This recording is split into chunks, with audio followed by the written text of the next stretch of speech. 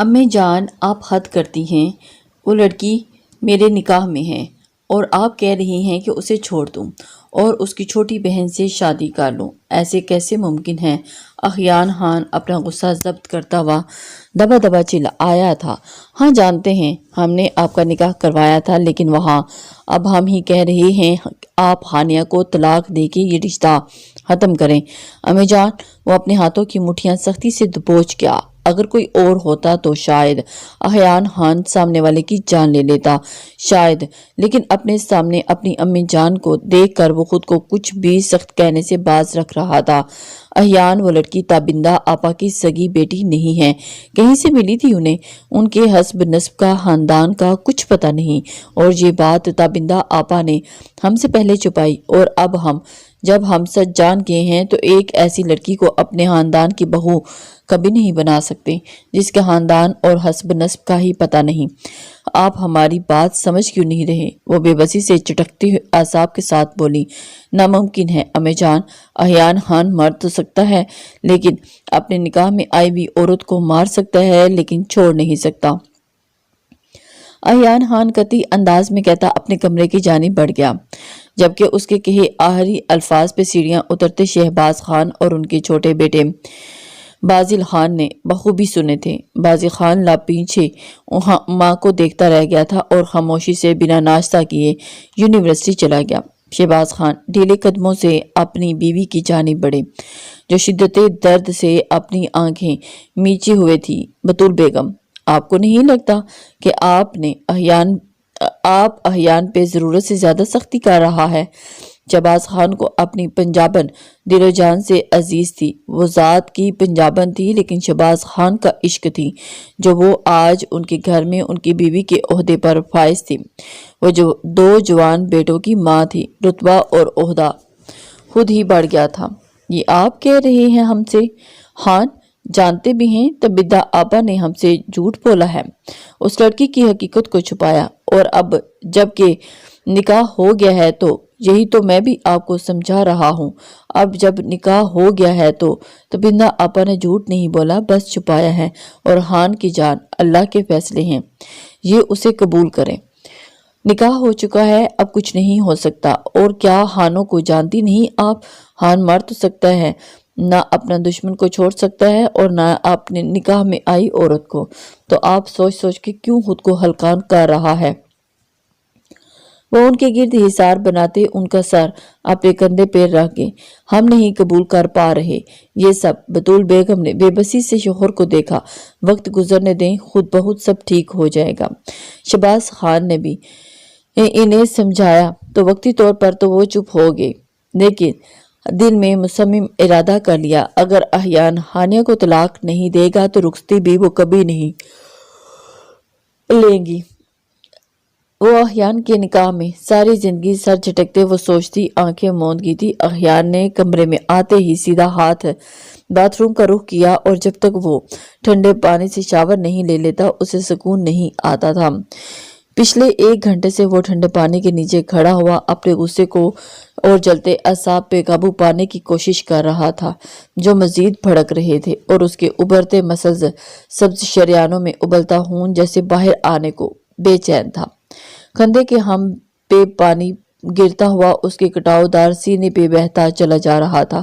دیوار پہ ہتھیلیاں جمائے وہ گرم گہرے سانس بھر رہا تھا۔ بازوؤں کے مسلز بھی ابھی ابھر گئے تھے۔ آنکھیں میچی تو خانیہ کا من موہنا چہرہ آنکھوں میں آن سمایا، جس کی ابھی تک اس نے صرف ایک ہی جھلک دیکھی تھی، اور وہ بھی نکاح والے دن۔ اپنی مورے کے کہنے پہ اس نے اس نکاح کی حامی بھری تھی، ورنہ ابھی وہ ان جھنجھٹوں میں نہیں پڑنا چاہتا تھا۔ ان کا ارادہ نیو یارک جانے کا تھا، اپنے ماموں کے پاس۔ وہ اپنا بزنس مزید وہاں بھی پھیلانا چاہتا تھا، اور اس کے اکلوتے پنجابی ماموں اس کا بے صبری سے انتظار بھی کر رہے تھے، لیکن نکاح کے بیچ میں چکر میں وہ اپنا جانا فی الحال کینسل کر چکا تھا۔ شاور ٹب بند ہو گیا تھا، اور پھر خانیہ عمران خان آپ کی پہچان کیا تھی؟ کیا نہیں آپ کے حسب نسب میں سے مجھے کوئی سروکار نہیں؟ ایک بات جو آخری سانس تک رہے گی کہ آپ میری ہو، صرف احیان خان کی۔ اس کی ملکیت، اس کی عورت اور کوئی بھی اس رشتے کو ختم نہیں کر سکتا جب تک کہ احیان خان کی سانسیں ہیں۔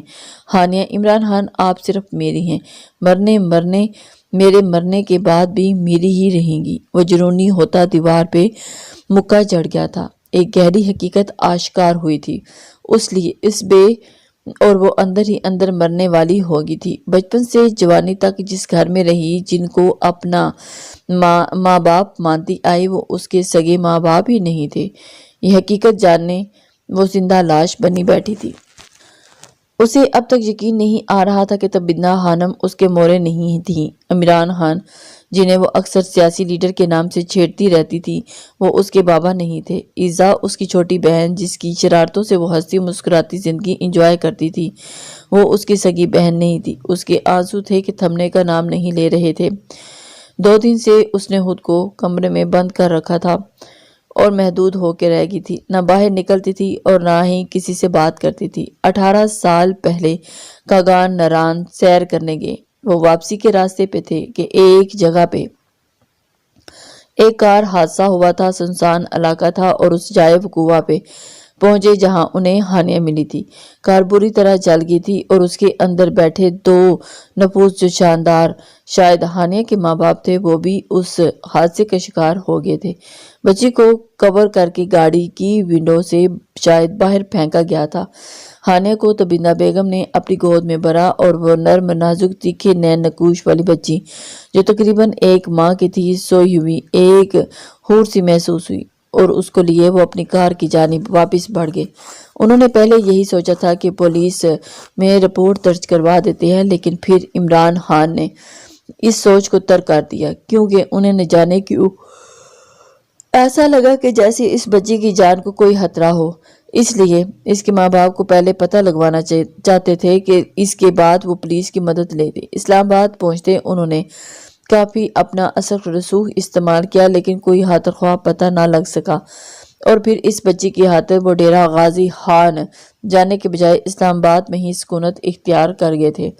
2 سال تک وہ اسلام آباد رہائش کر گئے اور اس بچی کے والدین کو ڈھونڈتے رہے، لیکن ان کا کوئی سراغ نہ مل سکا۔ اللہ نے تبندہ خانم کو عزت سے نوازا تو وہ بے انتہا خوش ہوئی۔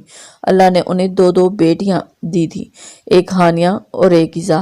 ہانیہ کے گلے میں ایک لاکٹ تھا، گولڈ کی چین کے ساتھ ایک چھوٹا سا لاکٹ جس پہ اس کا انگلش الفابیٹ میں نام کنندہ تھا، ہانیہ، اور اسی پہ عمران خان اور تبندہ خانم نے اس کا نام ہانیہ ہی رکھا تھا۔ 3 سال بعد وہ بائی ایئر ڈیرہ غازی خان پہنچے اور کوئی نہیں جانتا تھا کہ ہانیہ ان کی سگی بیٹی نہیں۔ سب کو یہی بتایا گیا کہ ہانیہ اور ایزا میں 1 سال کا فرق ہے، جبکہ دونوں کے بیچ 2 سال کا گیپ تھا۔ یوں یہ بات راز ہی رہ گئی کہ ہانیہ ان کی سگی نہیں، سوتیلی بیٹی تھی، پر یہ راز کھلا آج 18 سال بعد۔ یہ راز کھلا تھا اور سب کچھ بدل گیا۔ تبندہ خانم 2 دن سے روئے جا رہی تھی اور عمران خان بس انہیں دلاسا دیے جا رہے تھے، اور یہ راز کھلا بھی اس وقت جب ہانیہ کا بھائی کی بیوی بطول بیگم نے ان کے گھر تھی، اور وہ جس طرح کا ری ایکشن دے کے گئی تھی کہ اگلے دن ہی ان کو وہ ظاہر ہو گیا کہ جب انہوں نے ہانیہ سے احیان کا نکاح ختم کرنے کا کہا، تبندہ کا بی پی شوٹ کر گیا، انہیں بوقت ہاسپٹل پہنچایا گیا۔ ہانیہ کو بھلے انہوں نے پیدا نہیں کیا تھا، لیکن پالا تھا 18 سال، اس کی پرورش کی تھی۔ ایزا اسے پلکوں پہ بٹھایا تھا اور کبھی فرق محسوس نہ کیا تھا، پر وہ ان سے بدظن ہو گئی تھی، اور بطول بیگم کی دل چیر دینے والی باتوں کو سنتے وہ خود کے اعصاب پہ کنٹرول نہیں کر پا رہی تھی۔ انہوں نے یہ نکاح ختم کرتے چھوٹی ایزا کا ہاتھ مانگ لیا تھا احیان کے لیے۔ وہ اتنی ظالم کیسے ہو سکتی تھی؟ تبندہ خانم سسک اٹھی، اور ہانیہ کو جیسے ہی پتہ چلا تبندہ خانم ہسپتال میں ہے، وہ کچھ بھی بلائے اپنی ماں کے لیے ہسپتال پہنچ گئی تھی۔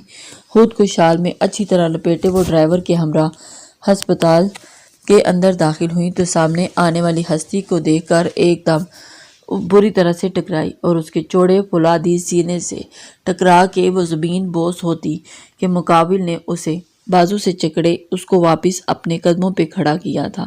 اس سے پہلے کہ وہ کچھ کہتا، ہانیہ کا نقاب سرک گیا اور احیان خان کے الفاظ لبوں پہ ہی دم توڑ گئے۔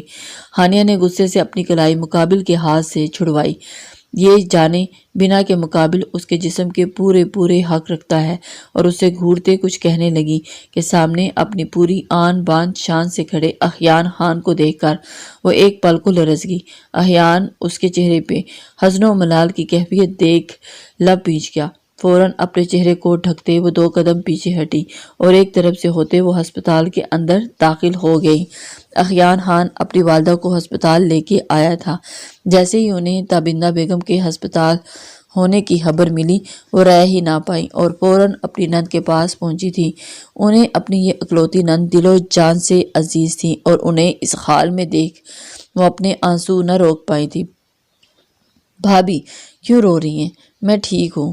تابندہ بیگم اپنی عزیز جان بھابی کو اپنے لیے اس قدر روتا دیکھ دھیما سا مسکرا کے بولی، اس سب کی وجہ ہم ہیں آپا، ہماری وجہ سے آپ ہاسپٹل پہنچ گئیں، ہم ایسا ہرگز نہیں چاہتے تھے، بطول بیگم نے آنسو پوچھتے کہا تھا۔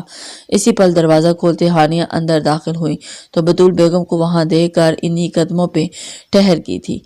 ٹھٹک کے رک گئی اور آنکھوں سے آنسو پونچھ کے ماں کو دیکھا۔ ہانی، یہاں آؤ بچے، وہاں کیوں کھڑی ہو؟ اپنی مورے کے پاس آؤ، تابندہ بیگم نے تڑپتے ہوئے کہا تو وہ 2 آنسو صاف ضبط کرتے ہوئے ان کے پاس چلی گئی اور ان کے سینے سے لگی۔ بطول بیگم کا چہرہ ایک دم سپاٹ ہوا تھا، وہ رخ پھیر گئی تھی اور مورے، آپ کو کچھ نہیں ہونے دوں گی، یہاں دیکھ کے مجھے بہت تکلیف ہو رہی ہے۔ وہ ان کے سینے پہ سر رکھے رو دی تھی۔ دروازہ دھیرے سے کھلا اور پھر احیان بھی اندر داخل ہوا۔ چار چاہ کے بھی واپس نہیں جا سکا۔ وہ نہیں چاہتا تھا کہ ہانیہ اور بطول بیگم کے بیچ کوئی بھی تلخ بات ہو، اس لیے وہ احتیاطاً وہاں آ گیا۔ جبکہ بطول بیگم نے ماتھے پہ بال ڈالے اسے ایک نظر بھی نہ دیکھا اور رخ پھیر گئی۔ کس کے ساتھ آئی ہو؟ ان کے سوال پہ احیان کے ماتھے پہ بھی بال پڑ گئے تھے۔ وہ اسے ڈرائیور کے ہمراہ ہسپتال آتا دیکھ چکا تھا۔ عمران خان اس وقت ہسپتال نہیں تھے، وہ کسی ضروری کام سے باہر نکلے تھے، ورنہ احیان ان سے ضرور اس بارے میں بات کرتا۔ وہ ڈرائیور نور بابا کے ساتھ اپنے آنسو پوچھتے جواب دیا تھا، میری جان تم گھر جاؤ، تمہارا ممانی ہے یہاں میرے پاس، تمہاری طبیعت پہلے ہی ٹھیک نہیں، 2 دن سے کچھ ٹھیک سے کھایا بھی نہیں، دیکھو تو کتنا کمزور ہو رہا ہے، گھر جا کے کچھ کھا پی لو اور میڈیسن لو میری جان، بخار کی وجہ سے چہرہ کتنا سرخ ہو رہا ہے، مجھے میری ہانی ہنستا مسکراتا کھیلتا کھلاتا چاہیے۔ تابندہ بیگم نے بہت محبت سے ہانیہ کا ہاتھ تھامے اس پہ بوسہ دیتے کہا تھا، اور وہ یوں ہی اپنی بیٹی ہانیہ سے پیار کیا کرتی تھی، شاید عزت سے بھی زیادہ انہیں ہانیہ سے پیار تھا۔ یہی وجہ تھی کہ جب بطول بیگم نے ہانیہ کے طلاق کی بات کی تو وہ برداشت نہ کر پائیں۔ مورے، میں آپ کے پاس ہی رہوں گی، مجھے کہیں نہیں جانا، آپ کو چھوڑ کر نہیں جانا۔ وہ اس کے ساتھ لپٹی تھی اور آپ کی مورے کیا کہہ رہی ہیں؟ آپ کو سمجھ نہیں آئی؟ گھر جائیں، بطول بیگم نے تھوڑا سختی سے کہا اور ہانیہ کو ان کا انداز چبھا تھا، لیکن وہ ضبط کر گئی اور خاموشی سے ان کے پاس سے اٹھ گئی۔ پھپھو، ہانیہ کو میں گھر چھوڑ دوں گا، احیان نے سنجیدگی سے کہتے ہوئے سب کو حیران کر دیا۔ احیان، آپ؟ بطول بیگم نے کچھ کہنا چاہا، ان کے چہرے پہ ناگواری دیکھتے ہانیہ نے اپنا نچلا لب کچلا۔ میں چلی جاؤں گی ڈرائیور کے ساتھ۔ باہر نہ چاہتے ہوئے بھی اس کے لہجے میں تلخی گھلی تھی۔ آپ سے پوچھا نہیں مسز ہانیہ، احیان آپ کو بتایا ہے۔ احیان نے تیز نظروں سے اسے سختی وار دیتی نگاہوں سے گھورتے ہوئے کہا تھا۔ بطول بیگم پہلو بدل کے رہ گئی تھی، جبکہ تابندہ بیگم کے چہرے کو ایک آسودہ مسکان نے چھوا تھا۔ انہوں نے احیان کی نظروں میں ہانیہ کے لیے بہت کچھ دیکھا۔ اب ان کا دل مطمئن سا تھا کہ وہ وہیں بطول کا دل بھی بے چین سا ہوا تھا۔ وہ تیز قدموں سے سیڑھیوں کی جانب بڑھی تھی، جبکہ احیان نے پورے حق سے اس کی کلائی تھامے لفٹ کی جانب قدم بڑھائے۔ وہ ماتھے پہ گھوری ڈالے احیان کو دیکھنے لگی، جس نے بنا پرواہ کیے لفٹ کا بٹن پریس کیا اور اس کی کلائی ابھی بھی احیان کی مضبوط ہاتھ کی گرفت میں تھی، جو کہ تھی تو نرم لیکن پکڑ مضبوط تھی۔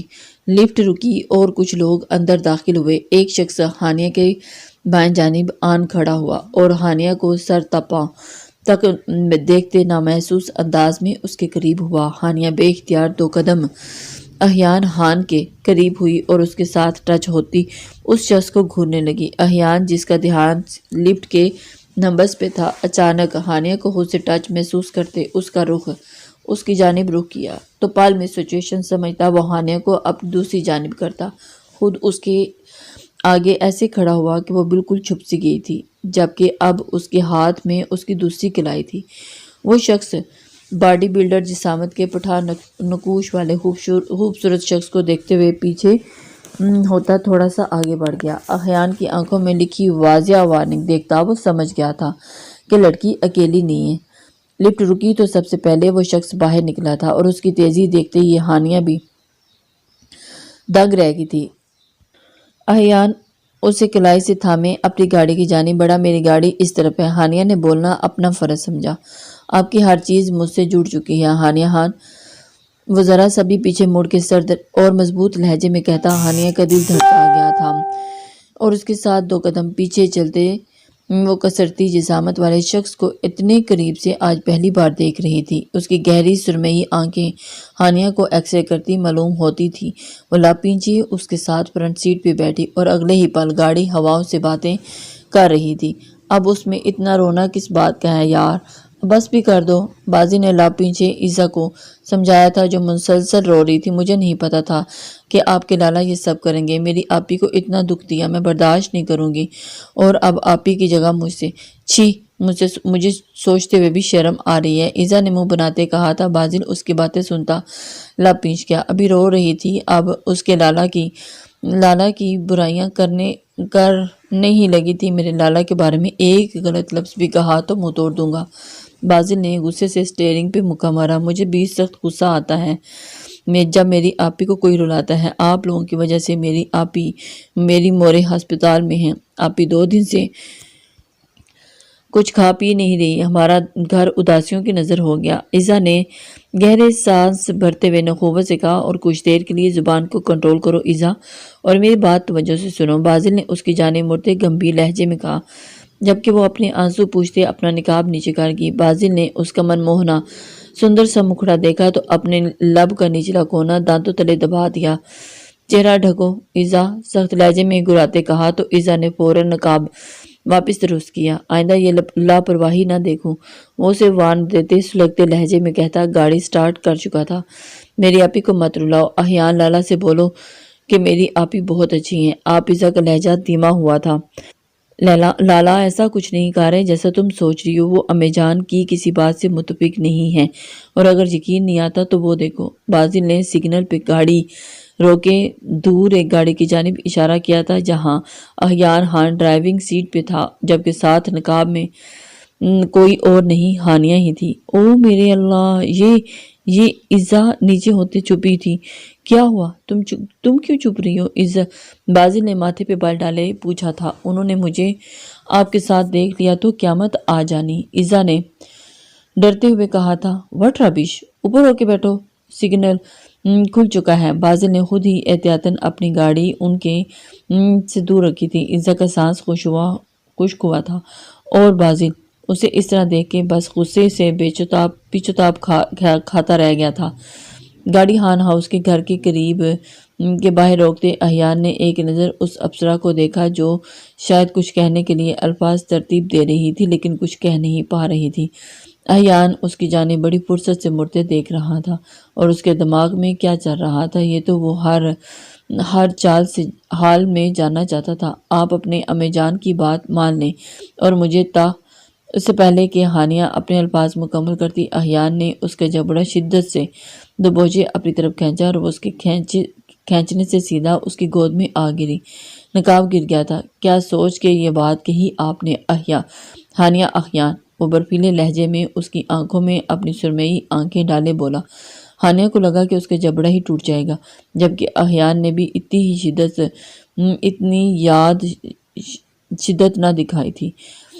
آج تو یہ بات کہہ دی آپ نے، آئندہ ایسی کوئی بات کی تو آپ کے منہ سے نکلی تو میں قسم کھاتا ہوں کہ ایک لمحہ نہیں لگاؤں گا، آپ کی اور اپنی جان ایک کر دوں گا۔ رخصتی کا بھی انتظار کروں گا نہیں، نہ کسی کا لحاظ، سمجھی آپ کے گال پہ پیار से थपकते हुए अब वो नामल लहजे में बात कर रहा था, जबकि आंखों में अभी भी तनबी अंदाज था। हानि की आंखों में नमी से उतरने लगी और फिर पीछे हटते गुस्से से दरवाज़ा खोलती घर के अंदर दाखिल हो गई थी। अखियान ने बालों में हाथ फेरते अपने अंदर उठते हुए इश्तिआल पर काबू पाया तो वो जानता था कि हानिया ने ये बात क्यों कही थी, लेकिन उसके अल्फाज अहियान को अंगारों में घसीट गए थे। अहियान की गाड़ी को वहां से निकलते देख बाजिल ने अपनी गाड़ी हान हाउस के सामने रोकी और उसकी जानिब मुड़ा। जाओ अंदर, शायद तुम्हारी आपी को तुम्हारी ज़रूरत हो। बाजिल अपने लाला की शिद्दत पसंद तबीयत से अच्छी तरह से वाकिफ था और वो जानता था कुछ न कुछ तो वो अपना रंग ज़रूर दिखाया होगा। इज्जत मुंह बनाती नीचे उतरने लगी कि बाजिल ने उसे पुकारा। मैं अमजान से बात करूँगा, प्लीज़ प्लीज़ लाजमी करना। मेरी आपी बहुत अच्छी हैं और उनके साथ कुछ भी गलत बुरा नहीं करें। ये जानने बगैर कि बाजिल क्या कहने वाला था उसकी बात काटते हुए फ़ौरन बोली, यार बात तो सुन लिया करो पूरी। है जाओ, अमजान से बात करता हूँ और फिर तुमसे बात करूँगा। बाजिल उसको प्यार से क्या देखता हुआ उसे जाने को बोल के सीट की पुश्त के साथ ही टेक लगा गया। यार ये दोनों बहनें हम दोनों भाइयों को पागल करके ही देंगी। वो मुस्कुराता हुआ गाड़ी आगे बढ़ा गया था। आप होश में तो हैं अखियान? हम किसी सूरत हानिया की रुखसती नहीं लेंगे। आपने कहा हम उस निकाह को ख़त्म कर दें, लेकिन आप हमारी बात नहीं मानी। ठीक है, आपको इसे निकाह में रखना है तो रखें, लेकिन सारी ज़िंदगी इसकी रुखसती कभी भी नहीं करेंगे। इस घर में नहीं होगी और यही हमारा आखिरी फैसला है, बतुल बेगम ने कतई अंदाज में कहते हुए अहियान खान के पैरों तले से ज़मीन खींची थी। आप चाहती हैं कि आपका बेटा जान से जाए? अहियान की बात पे बतूल बेगम ने दहलते दिल के साथ उसकी जानिब देखा। अब आप अपनी अम्मी जान को इमोशनली ब्लैकमेल करना चाहते हैं? उनके लहजे में दुख था। अम्मी जान आपकी ज़िद। वो कुछ सख्त कहते कहते रुक गया। सामने ही बाप का चेहरा जो दिखाई देने लगा था, जिनकी नज़रों में साफ वार्निंग नज़र आ रही थी कि मेरी बीवी किसी किस्म की तकलीफ मत देना। वो अपने लब पींच गया था। अहियान खान, जैसा आप चाहते हैं वैसा ही हो जाएगा, लेकिन अब मज़ीद इस बारे में आप अपनी अमजान से कोई बहस नहीं करेंगे। शहबाज खान के अचानक बीच में बोलने पर बतूल बेगम ने भी हैरत से उनकी जानिब देखा था। बतूल बेगम तो सोच भी नहीं सकती थी। अपने कमरे में जाएं, अहियान खान। शहबाज खान ने सख्ती से बेटे की जानिब देखते हुए कहा तो वो खामोशी से अपने कमरे की जानिब बढ़ गया था। वो माँ बाप से बहस नहीं करता था, लेकिन अब जबकि खुद शहबाज खान ने उसकी बात पर हामी भरी थी तो बहस करने का कोई जवाज़ बनता नहीं था और गुंजाइश भी नहीं बची थी। आप ऐसा कैसे कर सकते हैं खान? आप हमारे खिलाफ जाकर उस लड़की को इस घर में ला सकते हैं। यहाँ आए, बैठे यहाँ पर। शहबाज खान ने गहरा सांस भरते हुए बतूल बेगम को लिए आए एक सोफे पर बैठे। अब मेरी बात तवज्जो से सुने। अहियान खान एक खान का बेटा है और आप जानती हैं खान अपनी इज्जतों को छोड़ते नहीं हैं, और अगर अहियान खान ने हानिया की रुखसती के लिए कहा है तो वो रुखसती करके ही रहेगा, और शायद आपकी बातों की वजह से ही उसने रुखसती लेने का फैसला किया है, जबकि मैं जानता हूँ कि अभी उसको कोई ऐसा इरादा नहीं था। खैर, अगर वो चाह रहा है तो हमें एक अच्छे माँ बाप का फ़र्ज़ अदा करते हुए उसकी बात मान लेनी चाहिए, ताकि कल को आने वाले वक्त में हमारे बच्चे की नज़र में हम गलत ना हों।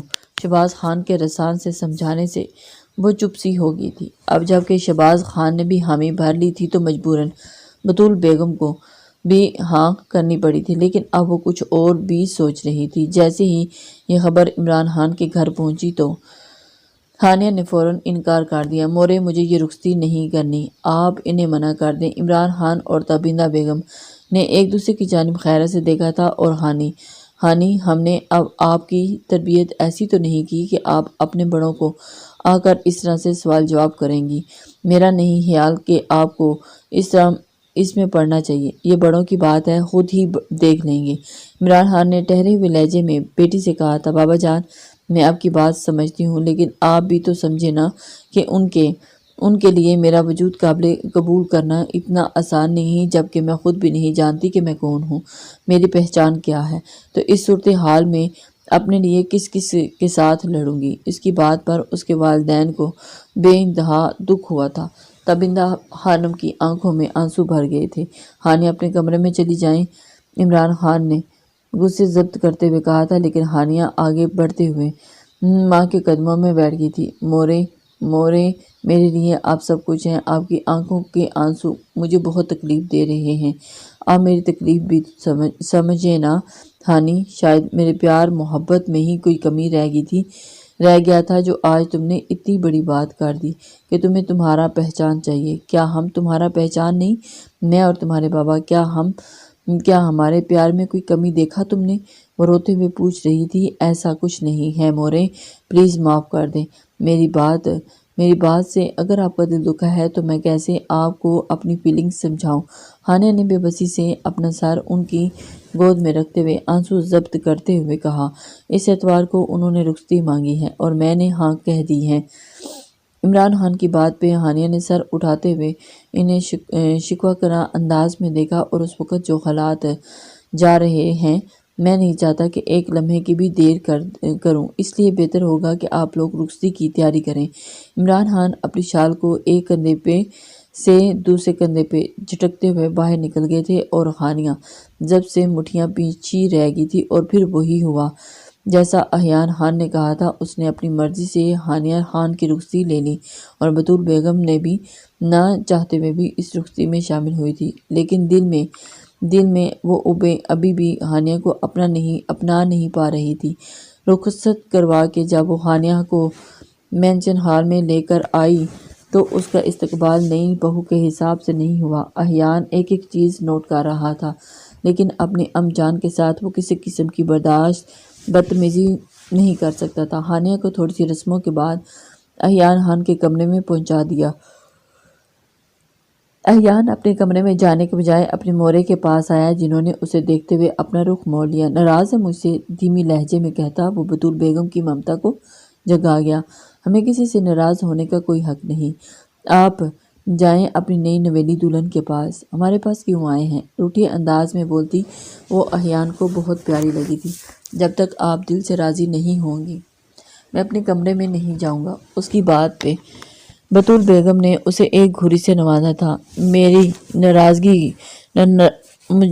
میرے راضی ہونے نہ ہونے سے آپ کو فرق اتنا پڑتا ہے نہیں تو آپ یہ رخصتی، لیکن خیر اب جب ہو ہی گیا ہے تو میں کیا بالکل بھی گناہ گار نہیں بنوں گی۔ جائیں اپنے کمرے میں، بطول بیگم نے اب کی بار دھیمی لہجے میں کہا تھا۔ کمرے میں آتے شہباز خان کے چہرے پر مسکان سجی تھی۔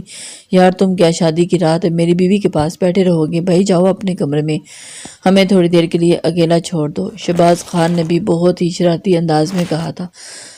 کہنے پر احیان خان اپنی جگہ سے اٹھتے ہوئے انہیں ایک آنکھ ونک کرتا ہوا کمرے سے باہر نکل گیا، جبکہ شہباز خان اپنی محبوبہ بیوی کے پاس بیٹھے ان کا ہاتھ تھام گئے تھے۔ تھینک یو سو مچ ہمارے بیٹے کو خوشی دینے کے لیے۔ شہباز خان نے بہت محبت سے انہیں اپنے سینے سے لگایا تو اسبات میں سر ہلا گئی۔ وہ یہ نہ کہہ سکیں کہ وہ اب بھی دل سے مطمئن نہیں ہے۔ احیان خان جیسے ہی کمرے میں داخل ہوا تو پھولوں کی بھینی بھینی خوشبو نے اس کا استقبال کیا تھا۔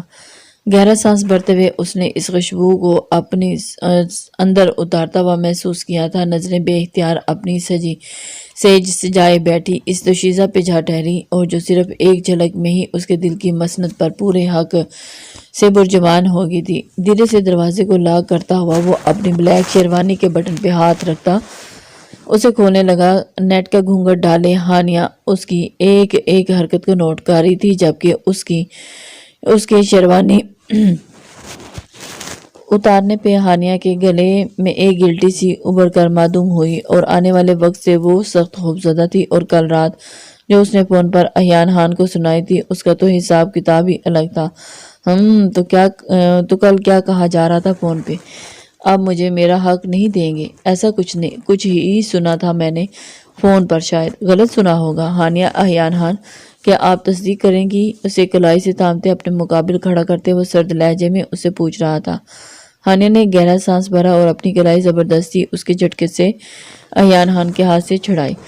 آپ نے بھی کچھ غلط نہیں سنا احیان خان، میں اپنے الفاظ پہ اب بھی قائم ہوں اور کسی بھی صورت آپ کو اپنا حق نہیں دوں گی۔ ہانیہ غصے سے اپنا گھونگھٹ الٹتے ہوئے اس کی آنکھوں میں آنکھیں ڈالے سخت لہجے میں بولی تھی، لیکن اس کی آواز کا کانپنا احیان سے چھپا نہیں رہ سکا تھا۔ اس کا قیامت خیز حسن دیکھ کر احیان خان ایک پل کو ساکت رہ گیا۔ پور پور اس کے لیے خود کو سنوار کر آئی تھی اور اسی کو کہہ رہی تھی کہ وہ اس کا حق نہیں دے گی۔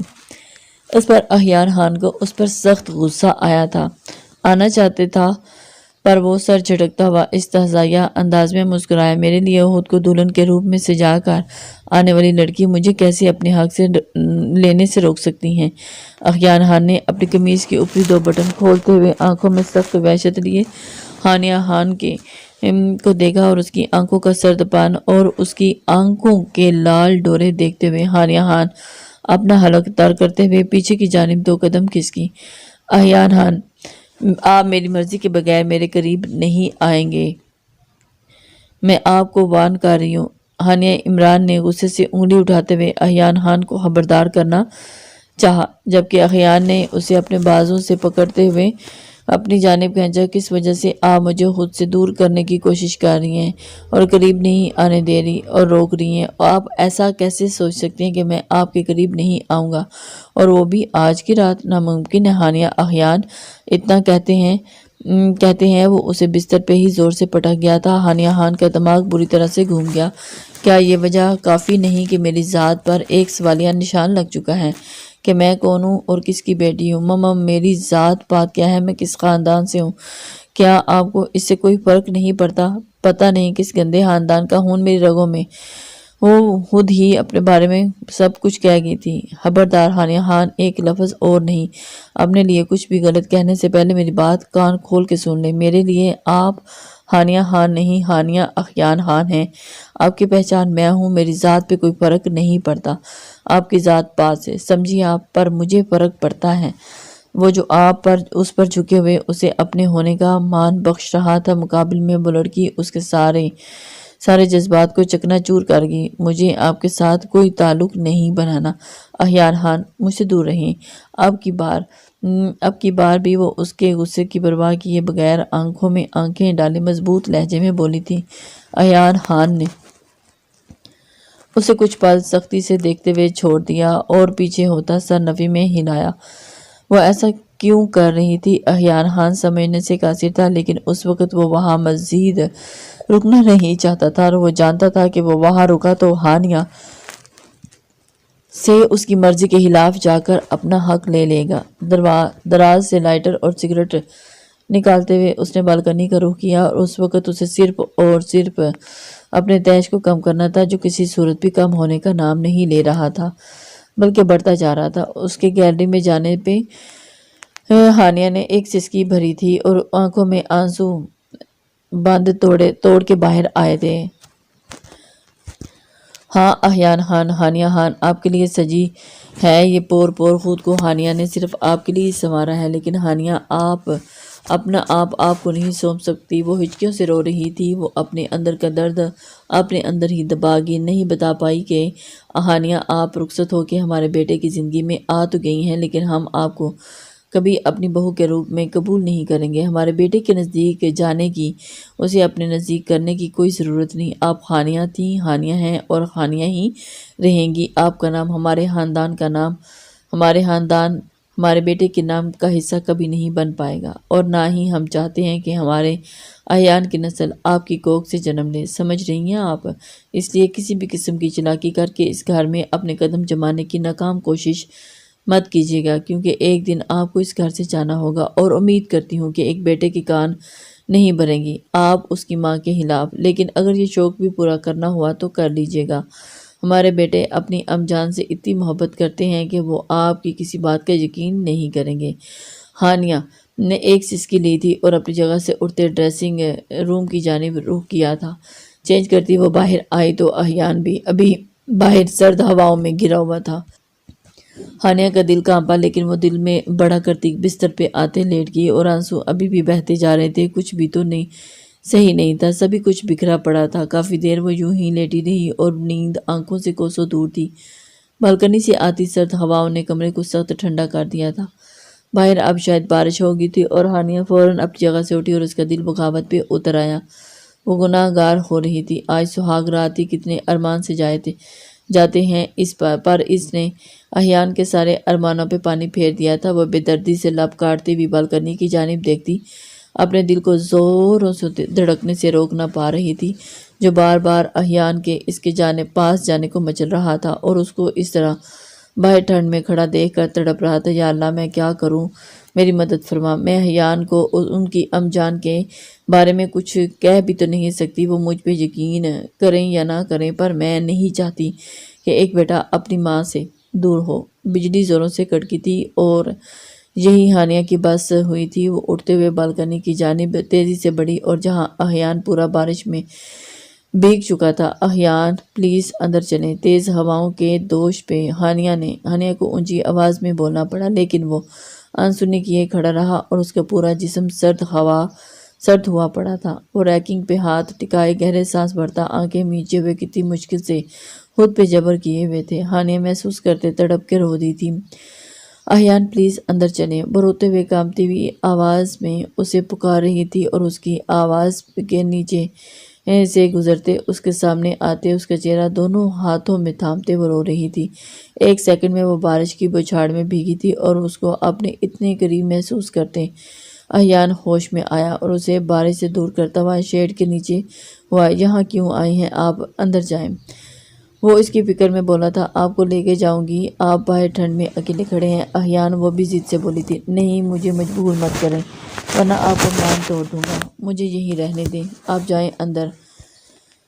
وہ اسے بالکنی کی سلائڈنگ ڈور سے اندر کرتا ہوا ڈور بند کرنے لگا کہ وہ تڑپ کے اس کے سینے میں جا سمائی تھی۔ مت کریں یہ ظلم مجھ پہ، معاف کر دیں، میں نے آپ کا دل دکھایا، پلیز اندر چلیں۔ وہ سسک اٹھی تھی اور اس کا نرم دل احیان کی تکلیف پہ تڑپ رہا تھا۔ ہمدردی نہیں چاہیے ہانیہ، نہ ہی زور زبردستی، آپ جائیں اندر، میں آ جاؤں گا۔ میرے لیے فکر مند۔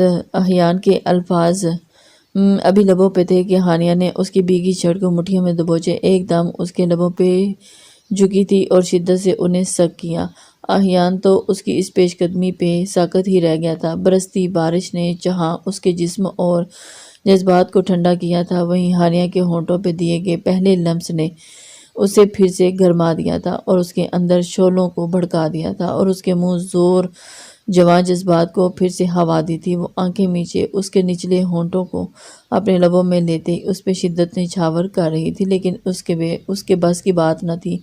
ایک مسکان نے احیان کے لبوں پہ احاطہ کیا تھا، چاہتا تو ایک پل میں اس کے ہوش حواس ٹھکانے لگا سکتا تھا، لیکن وہ اس کی پیش قدمی پہ ساکت اسے دیکھے جا رہا تھا۔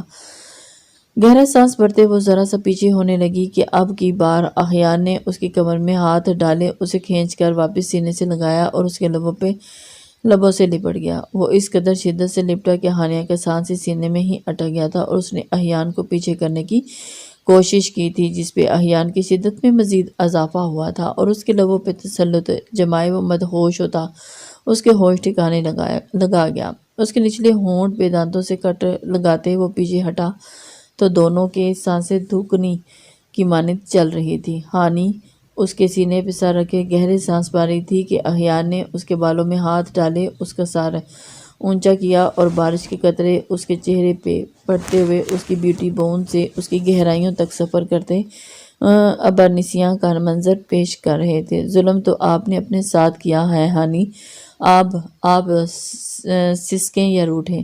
احیان خان کی شدتوں اس کے جنون سے بچ نہیں سکتی۔ وہ اس کی بیوٹی بون پہ زبان پھیرتا ہوا اسے لرزا گیا۔ اس کی بیوٹی بون اس کی گہرائیوں تک سفر کرتا ہوا وہ بھول گیا تھا کہ وہ اس وقت بالکنی میں کھڑے بھیگ رہے تھے۔ ہانیہ اس کی قربت میں مچل اٹھی تھی اور احیان خان ٹھنڈ وہ بمشکل دو لفظ بول پائی۔ احیان نے اسے خمار آلود نظروں سے دیکھتے ہی اپنی باہوں میں بھرا اور اس کا لرزتا ہوا لرزنا محسوس کرتے مزید اوپر اچھالتے اسے اپنے سینے میں بھینچا اور ہانیہ بھی بارش اور ٹھنڈ کی شدت سے لرزتی اس کے سینے میں سمائی۔ روم میں آتے ہی اس نے سلائڈنگ ڈور بند کیا اور روم ہیٹر آن کیا۔ ہانیہ ایک طرف کھڑی لرز رہی تھی، اپنے جسم سے چپکی گیلی قمیض اتار کے پرے پھینکی اور ہانیہ کو بھی ایک پل میں اس کی گیلی شرٹ سے آزاد کرتے بستر پہ لٹایا۔ وہ سراسیمگی کی حالت میں احیان کو دیکھنے لگی اور ایسا کہ دیکھ رہی ہیں، آپ خود چل کے آئی تھی میرے پاس۔ وہ اس کے پاس آتا، لائٹس کو ڈم کیے اس کے چہرے پہ گرم سانسیں چھوڑتا اس کی 14 تمبک روشن کر گیا تھا اور اس کے چہرے پہ جھکتے وہ بہت نرمی سے اس کے لبوں پہ گرفت جما گیا، جبکہ ہانیہ کو اپنے دل میں بجتا ہوا سنائی دیا۔ اس کے جسم کے ہر پردے کو دھیرے دھیرے آزاد کرتا وہ اس کو اور خود کو اور ایک جان کیا۔ احیان کے جنون کے آگے ہانیہ ہار گئی تھی، وہ اسے خود سے دور نہیں رکھ پائی تھی، وہ بکھرتی جا رہی تھی اور احیان اسے بہت پیار سے سمیٹتا جا رہا تھا۔ یہ کیا بات ہوئی؟ آج بڑے بھائی کا ولیمہ ہے تو چھوٹے بھائی کی نکاح کی پڑ گئی ہے، بنا لڑکی کے نکاح کیسے ہو سکتا ہے؟ بطول بیگم نے اسے حشمگی نگاہوں سے گھورا۔ بابا جان آپ بولے نا، بازل نے شہباز خان کو اشارہ کیا جو صبح سے ان کے کمرے میں دھاوا بولتا انہیں تنگ کر رہا تھا۔ میں کیا بولوں، آپ دونوں بھائیوں نے مجھے اپنی بیوی کے سامنے خوب شرمندہ کرنے کا پلان بنایا ہوا ہے، وہ کم تھے کہ آپ بھی شروع ہو گئے۔ شہباز صاحب نے اسے آڑے ہاتھوں لے لیا۔ پلیز خان صاحب، بعد میں ڈانٹ لیجیے گا، ابھی نکاح فکس کروا دیں، یہ احسان آپ کا میں ساری زندگی یاد رکھوں گا۔ وہ ان کے پاس جاتے منمناتے ہوئے بولا، بیٹا میں یاد رکھوں گا، اللہ نے چن کے اولاد دی ہے جس نے چنگا ناچ نچایا ہوا ہے۔ ہمیں آپ بتائیں گے کس لڑکی کا ذکر ہو رہا ہے جس سے بازل نے نکاح کرنا ہے؟ بنا رشتے کے بھیجے اور بات کیے کون سے والدین ہیں جو اپنی بیٹی دے دیں گے؟ بطول بیگم کے ماتھے پہ بل پڑے تھے۔ وہ تابندہ آپا کی چھوٹی بیٹی عزہ کی بات کر رہا ہے۔ شہباز خان نے دھیمے لہجے میں بیوی کے پاس آتے بم پھوڑا تھا۔ کیا؟ بطول بیگم نے لاب پینچھی اور بیٹے کو دیکھا۔ ہمیں تو پہلے ہی شک تھا وہی ہوگی۔ دیکھا ام جان، آپ کا بیٹا کتنا سمجھدار نکلا، آپ کا شک یقین میں بدل دیا۔ وہ ان کے پاس گھٹنوں کے بل آ کے بیٹھتا ہوا انہیں زج کرنے لگا تھا۔ وہ راضی نہیں تھی، لیکن بازل نے بھی اپنی ضد نہیں چھوڑی تھی، منا کے ہی دم لیا تھا، اور شام کو ہانیہ احیان کے ولیمے کے ساتھ ان کا نکاح بھی فکس کر دیا گیا تھا۔ عمران خان سے شہباز خان کیسے بات کی، کیسے منایا، اس اچانک نکاح کے لیے کیسے راضی کیا، یہ وہی جانتے تھے۔ ان کو اپنے دونوں بیٹے دل و جان سے عزیز تھے اور ان کی خوشی کی خاطر وہ کچھ بھی کر سکتے تھے۔ البتہ اچانک بننے والے رشتے سے بطول بیگم خوش نہ تھی۔ وہ ایک بیٹی وہاں سے زبردستی لا چکی تھی اور اب دوسری بیٹی وہیں سے، پر اپنے بیٹے کی خوشی کے سامنے وہ ایک بار پھر سے چپ کر گئی تھی۔ صبح اٹھی تو سر بھاری بھاری ہو رہا تھا، جسم بھی بری طرح سے ٹوٹ رہا تھا۔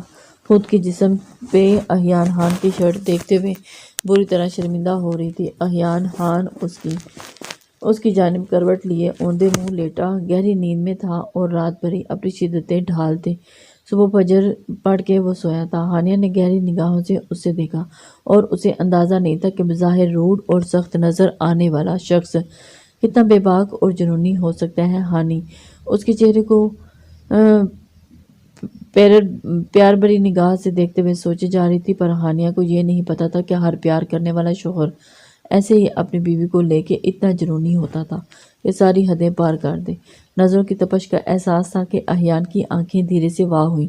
ہانیہ نے سٹپٹا کے رخ پھیرا تو احیان کے لبوں نے مسکراہٹ کو چھوا۔ دیکھ سکتی ہیں مسز ہانیہ، احیان آپ ہی کا ہوں۔ سیدھے ہوتے ہوئے اسے کھینچ کے اپنے اوپر لٹایا تو وہ گڑیا کے جیسے اس کے سینے پہ آج سمائی تھی اور اس کے جسم کی گہرائیوں اور اس کے جسم سے اٹھتی ہوئی بینی بینی خوشبو کو محسوس کرتا وہ ایک بار پھر سے بہکنے لگا تھا۔ احیان پلیز مجھے باتھ روم جانا ہے، اس نے نظریں چراتے ہوئے فوراً بہانہ گھڑا، لیکن احیان اپنے کانوں سے اس کے بالوں میں ہاتھ رکھتے ہوئے اس کے چہرہ اپنی جانب جھکاتا ہوا اس کے نرم ملائم لبوں کو اپنی گرفت میں لے گیا۔ نرمی سے شدت پہ آتے وہ اسے ایک بار پھر سے بے بس کر گیا تھا۔ ولیمے کی تقریب عروج پہ تھی اور احیان خان کا جگمگاتا چہرہ بتا رہا تھا کہ وہ اپنی محبت کو پا چکا ہے اور اس کی خوشی دیدنی تھی، اور بطول بیگم کو پل لگا تھا سب سمجھنے میں۔ انہوں نے غصے بھری نگاہ دلہن بن کے بیٹھی ہانیہ پہ ڈالی تھی اور اس کا بس نہیں چل رہا تھا کہ اس حکم عدولی پہ وہ ہانیہ کا چہرہ تھپڑوں سے لال کر دے، اور ان کے دل میں عجیب سی نفرت نے سر ابھارا تھا۔ حالانکہ ان کے بیٹے کو اس بات سے قطعی فرق نہیں پڑا تھا کہ ان ہانیہ کی پہچان کیا ہے، وہ اسے دل و جان سے قبول کر چکا تھا، اور عزہ اور بازل کے نکاح ہوتے ہی مبارک باد کا شور اٹھا تھا تو وہ چونکہ سبھی انہیں بھی مبارک باد دے رہے تھے اور چہرے پہ مصنوعی مسکان سجائے بس سب کو دیکھتی رہ گئی تھی، کیا جواب دیتی کہ دونوں بیٹوں نے ہی اپنی مرضی کی تھی۔ آپ نے اچھا نہیں کیا ہانیہ، آپ کو منع کیا تھا کہ میرے بیٹے سے دور رہیں،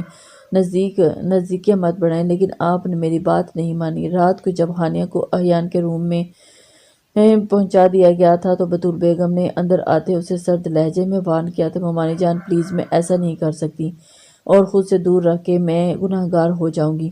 اور ہانیہ کی آنکھیں نم ہوئی تھی۔ اور ڈرامے مت کریں، آپ انہیں خود سے قریب کر چکی ہیں، دکھائی دیتا ہے۔ ہمیں آپ کو شرم نہیں آئی؟ نہ جانے کس خاندان کا خون ہے آپ، اور ہمارے بیٹے کے وارث کو جنم دیں گی کس حق سے؟ ان کے تذلیل پر جملے سنتے ہی اپنی آنکھیں سختی سے مینچ لیں۔ بے شرمی کی بھی کوئی حد ہوتی ہے۔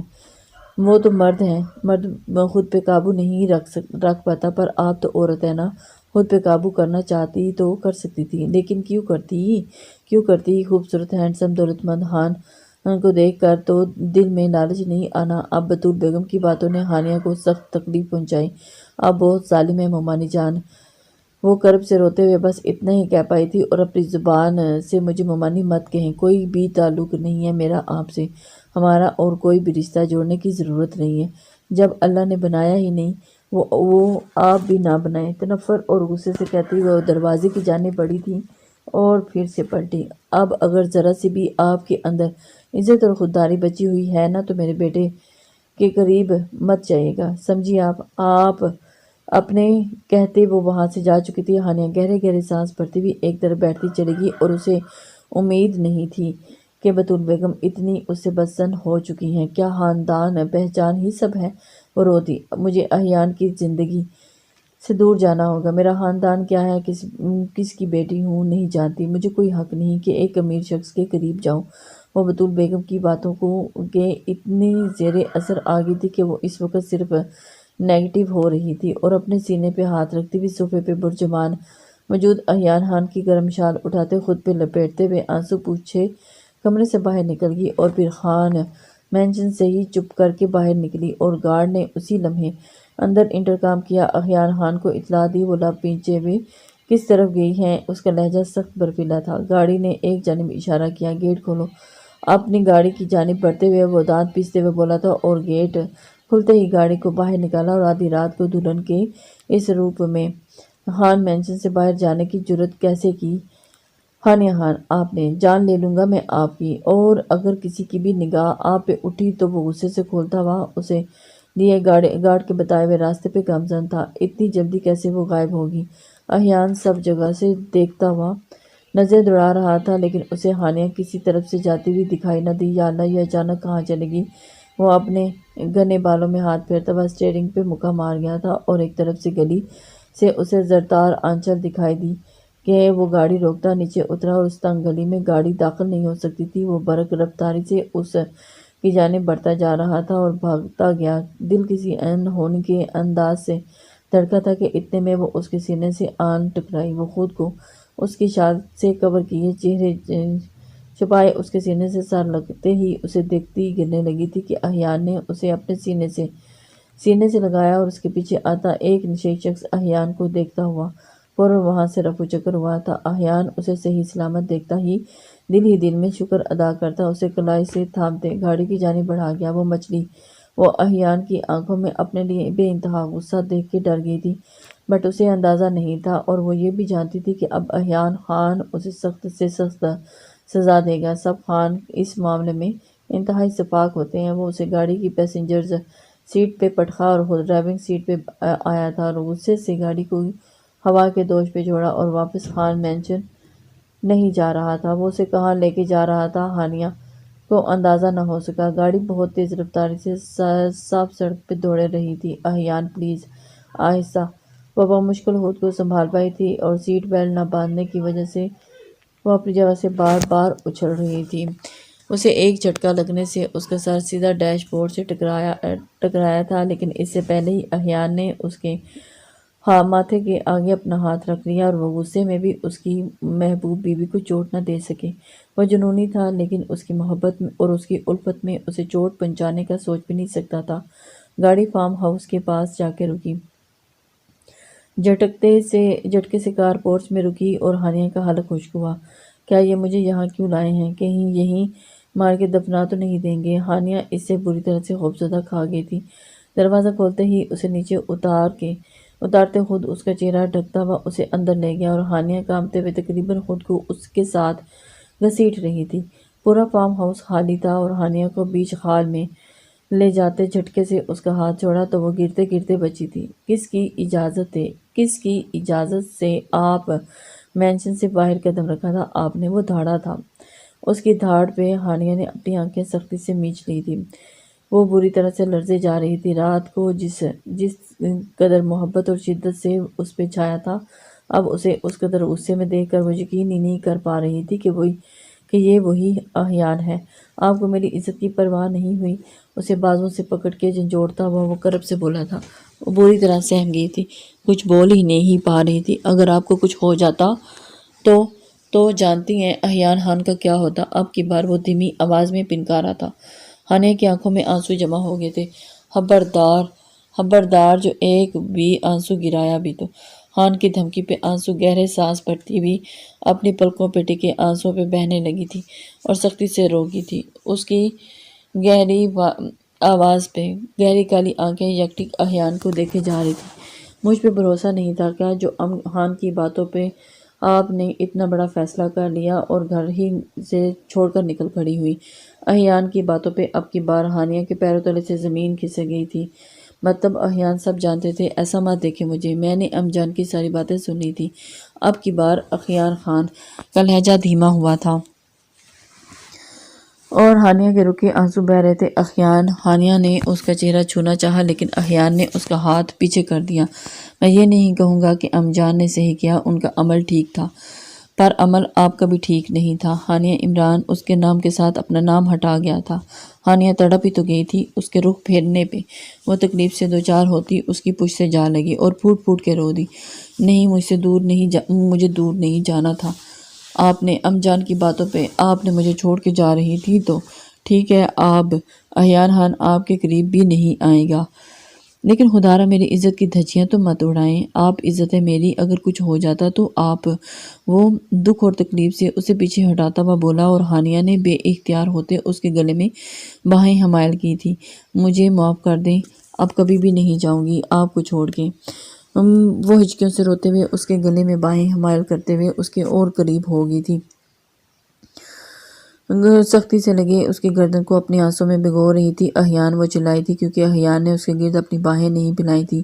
وہ پھر سے اس کے ہونٹوں پہ سختی اور شدت سے جھکی تھی اور شال زمین بوس ہوئی تھی۔ میکسی کی فٹنگ میں بھی اس کے جسم کا کھلتا انگ انگ احیان کو اپنی طرف سے کھینچ رہا تھا۔ میں ڈر گئی تھی، مجھے نہیں سمجھ آیا کہ کیا کروں، میرا کوئی خاندان نہیں، کوئی پہچان نہیں۔ اور وہ پھوٹ پھوٹ کے روتے بولتی جا رہی تھی۔ آپ کی فیملی ہے ہانیہ، اسلام آباد میں رہتے ہیں، آپ کے والدین کی ڈیتھ ہو چکی ہے لیکن باقی فیملی وہی ہے، ملک فیملی سے ہیں۔ آپ مل چکا ہوں ان سے اور ملواؤں گا آپ کو بھی اور ام جان کو بھی، پر افسوس اور دکھ اس بات کا ہے کہ نہ ام جان نے صبر کیا اور نہ آپ نے اعتبار۔ وہ دکھی تھا میری جان، وہ میری پہچان احیان خان ہے اور اس کا نام، وہ سسک کے بولی تھی، اور آپ کے لیے یہ پہچان کافی نہیں تھی ہانیہ۔ احیان بولیں پلیز، وہ تڑپ کے بولتی، اس کے انابی لبوں پہ اپنے نرم و ملائم لب رکھی تھی۔ جب تک آپ کو ملوا نہیں لیتا آپ کی پہچان سے، آپ کے قریب سے آپ کے نہیں آئیں گے میرے قریب احیان، ورنہ ہانیہ جان سے جائے گی۔ وہ اس کی شرٹ کو دبوچتے سسکتے ہوئے چلائی۔ احیان نے اس کے بکھرتے وجود کو اپنی باہوں میں سمیٹتا تھا اور وہ زیادہ سختی نہ کر سکا۔ اس وقت وہ سب اسلام آباد میں موجود تھے۔ ہانیہ کے لاکٹ پہ سے احیان خان اس کی فیملی تک پہنچا تھا اور وہ لاکٹ بہت بیش قیمتی تھا اور اسلام آباد کی ایک جیولری شاپ سے بنا ہوا تھا اور اس میں ہیرے جڑے ہوئے تھے، اور اس لاکٹ کی پکچر لیے وہ اسلام آباد پہنچا تھا اور پھر اس کی فیملی تک پہنچنا مشکل نہ رہا۔ وہ گھر والوں کو سرپرائز دینا چاہتا تھا لیکن اس سے پہلے ہی ہانیہ اور ام جان نے اسے سرپرائز کر دیا۔ انہوں نے نہ صرف بہت اچھے اور پیار سے ہانیہ کا استقبال کیا بلکہ سب کو بہت زیادہ عزت اور اکرام سے نوازا۔ ام جان، آج آپ جائیں گی کہ ہانیہ کی پہچان کیا ہے، وہ کس خاندان سے ہے؟ مجھے ان سب باتوں سے کوئی فرق نہ پہلے پڑتا تھا نہ اب پڑتا ہے۔ میرے لیے ہانیہ کی ایک ہی پہچان ہے، وہ میری بیوی، میری عزت ہے۔ وہ سختی سے ہانیہ کا ہاتھ تھامتے گمبھیر لہجے میں کہتے ہوئے احیان خان ہانیہ کا ہاتھ تھامے ہوئے اس کے روم سے باہر نکل گیا۔ بطول بیگم شرمندگی کی اتھاہ گہرائیوں میں ڈوبی تھی۔ بھلے احیان نے کچھ بھی ان پہ نہیں جتایا، ان کی تلخ باتوں کو بھی نہیں دہرایا، لیکن انہیں محسوس ہو گیا تھا کہ وہ سب جان گیا ہے، لیکن اس نے کچھ نہیں کہا۔ اس کی بات پہ وہ زیادہ شرمندہ تھی۔ احیان خان، ہانیہ نے اسے پکارا تو وہ اس کی جانب مڑا۔ اس کی آنکھوں میں ایک مخصوص چمک تھی۔ تھینک یو سو مچ، آپ نے میرے لیے اتنا سب کچھ کیا، ایک چھوٹا سا احسان اور کریں۔ وہ اس کے قریب ہوتے اس کے کالر کو چھیڑتے ہوئے بہت محبت سے بول رہی تھی۔ آپ کو نازک کمر احیان خان کو اپنی طرف بری طرح سے اپیل کر رہی تھی اور اس کی کمر کے اطراف میں ہاتھ رکھے وہ اسے مخمور نگاہوں سے دیکھتے ہوئے خود سے قریب کر گیا۔ میری وجہ سے ام جان سے پلیز خفا نہ ہو، سب بھلا کے پہلے جیسے بیٹے بن جائیں، پلیز پلیز پلیز۔ وہ اس کے گالوں پہ لب رکھتی ہوئی اسے بہکا رہی تھی۔ اور میری ام جان، میرے لیے سب کچھ ہے ہانیہ احیان خان، آپ فکر نہ کریں ان کی، آپ بس اپنے شوہر کی فکر کریں، انہیں سنبھال لیں، باقی سب میں خود سنبھال لوں گا۔ وہ اس کے لبوں پہ جھکتا ہوا کہ اتنے میں دروازے پہ دستک کوئی بدمزہ ہوتے وہ پیچھے مڑتا اندر آنے کی اجازت دے گیا تھا تو اچانک ہاں عزا اور بازل کو اندر آتا دیکھ کر وہ دونوں ہی حیران ہوئے تھے۔ دونوں ایک ساتھ خیریت ہے نا؟ احیان کو کچھ گڑبڑ لگی۔ جی خیریت ہی ہے، آپ دونوں کی تو جب سے شادی ہوئی ہے ہمیں منہ ہی نہیں لگا رہے، اس لیے اب مجبوراً خود ہی بتانے آنا پڑا ہے کہ ہم بھی آپ کے کچھ لگتے ہیں، ہمارے بھی کچھ حقوق ہیں، بازل نے دہائی دی تھی، جبکہ عزا بہن کے گلے لگے اس ایکٹر باز کو دیکھتی ہنس رہی تھی۔ اچھا، اور اس احساس کے لیے یقیناً کچھ سوچا ہی ہوگا آپ نے، احیان کے دماغ تک پہنچنا چاہ رہا تھا بالکل، اور آپ نے اوکے کرنا ہے، سب مل کے سوات کا پروگرام بنا رہے ہیں، اس لیے آپ کے ہنی مون کا یہ ٹرپ ہم سب مل کے۔ اور ایک منٹ، ہنی مون ٹرپ کہاں سے آ گیا بیچ میں؟ احیان نے ماتھے پہ بال ڈالے تھے اور پوچھا، میرا مطلب تھا فیملی ٹرپ، آپ دونوں اکیلے جا کے کہاں بور ہوں گے، اس لیے بابا جان سے کہہ کے آپ کا ہنی مون ٹرپ کینسل کروا کے فیملی ٹرپ رکھا ہے، اور یہ بھی کہا ہے کہ آپ دونوں کی یہی خواہش ہے، پلیز مارنا نہیں۔ وہ احیان کے جارحانہ تیور دیکھتا وہ ہانیہ کے پیچھے چھپا تھا، اور جب کہ احیان اس کو یوں دیکھتا ماتھے پہ گھری ڈالنے ہانیہ کو اپنی طرف کھینچ گیا تھا، وہ اپنی والی لو اور نکلو یہاں سے۔ احیان کی بات پہ جہاں ہانیہ کھلکھلا کے ہنسی تھی، عزا کا منہ کھلے کے کھلا رہ گیا تھا۔ احیان خان اتنے مزے اور آرام سے اتنی آکورڈ بات کیسے کر گئے؟ عزا کو یقین ہی نہ آیا، اور جبکہ بازل عزا کا ہاتھ تھامے ہوئے وہاں سے فوراً باہر بھاگا تھا۔ احیان خان اپنی فیملی کے ساتھ جائیں گے، ناردرن ایریا گھومیں گے، کتنا مزہ آئے گا۔ ہانیہ ایکسائٹیڈ ہو رہی تھی۔ بالکل نہیں، میں سوئٹزرلینڈ کی ٹکٹس بک کروا چکا ہوں، ہم کل پہلی فلائٹ سے سوئٹزرلینڈ جا رہے ہیں۔ احیان نے دروازہ لاک لگاتے ہانیہ کو باہم اطلاع پہنچائی۔ سب ناراض ہوں گے، وہ پریشان ہوئی تھی۔ احیان نے اس کا دوپٹہ اتارتے ایک طرف رکھا، ہونے دیں، شادی ہماری ہوئی، اس لیے ہنی مون ہم پلان کریں گے، اکیلے جانا ہے پوری فیملی کے ساتھ، واپس آ کر پھر چلیں گے۔ آپ مجھے ڈسٹرب نہیں کرنا ورنہ میری قربت جنون بن جائے گی اور آپ سے سختی رہ جائیں گی، اس لیے۔ وہ اس کی نازک ناک کے ساتھ ناک ربط کرتا ہوا اس کے رونگٹے کھڑے کر گیا تھا۔ ہر گزرتے دن کے ساتھ اس کا جنون احیان کی محبت میں اضافہ ہی ہوتا جا رہا تھا، اور بطول بیگم نے ہانیہ کو دل سے ہی اپنا لیا تھا، اور انہیں وقت پر وقت اپنی غلطی کا احساس ہو گیا تھا، اور ہانیہ ان کی دل سے عزت کرتی تھی، اس لیے دل بڑا کرتا سب بھلا کے انہیں دل سے معاف کر دیا تھا۔ اب سب کو اگر ویڈیو اچھی لگی ہو تو ویڈیو کو لائک کمنٹس لازمی کریے گا، اور نیٹ کا ایشو آیا ہوا ہے اس لیے ویڈیو کو شیئر بھی ضرور کر دیں تاکہ سب تک یہ ویڈیو پہنچ سکے۔ اللہ حافظ۔ امی جان، آپ حد کرتی ہیں، وہ